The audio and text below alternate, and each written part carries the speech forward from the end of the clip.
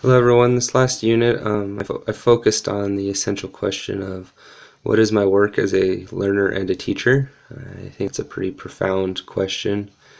Uh, I think as a student growing up, I never realized that my teachers had to learn the material that they were teaching, and never considered the fact that they were learning in the process of teaching as well, uh, which I find fascinating that learning never ends.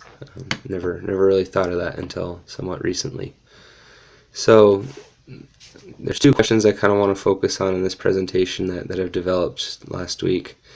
The first is, how do I become aware of the diversity in my classroom? And another, which I think kind of ties in really closely, at least some of the answers that I found were closely associated with this question. And the second is, how do I teach according to the different needs of the class? So different needs and diversity, I think, go hand in hand. I think the most obvious answer is get to know your students. Uh, this last fall, I got to spend my semester observing a Spanish teacher here in one of the high schools in my area. And one thing that I found that was really impressive with this teacher is he had a nickname for each one of his students. He knew their personal names as well, but just to kind of help build a bond, they had nicknames for each other, and they had cool little handshakes that everyone did in the class to help the class bond as a whole. But to dive deeper into this example of diversity, anytime he had a student from a foreign country, for example, he had a student from Germany, he would spend his lunch breaks studying their culture and their language. And he never became fluent with the second language, or with the third language, I guess, in this case. But you could tell that those students felt a little closer to home knowing that they had a teacher who cared enough to learn more about where they were from and maybe some of their customs and their language. It's always sweet being away from home and hearing your own language.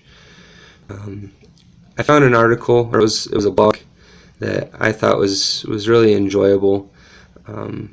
It was by a guy named Joshua Block. He teaches at the Science Leadership Academy in Philadelphia.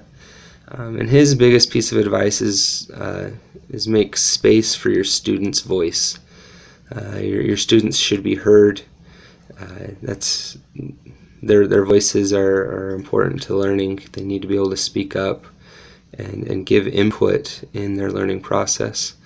There's three keys that he addressed in this process of letting your students be heard. One is, have students provide feedback for themselves. They need to be pondering. I guess this kind of goes hand with the second one, but they need to be pondering and reflecting on their work, their efforts, what they've learned, and they need to keep an account of how they are doing. In a sense, a journal for their class, that they can see their growth, look back and see their growth, but also see where they need to go. And the last part is provide students with a choice. I think something that's really fascinating with this Ed 200 class is we get to choose much of the material that we study. We have options.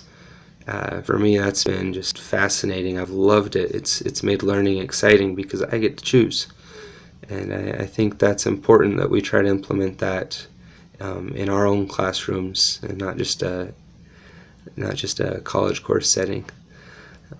Anyways, I've had fun studying this, and I appreciate you all listening, and I hope you have a great week. Bye.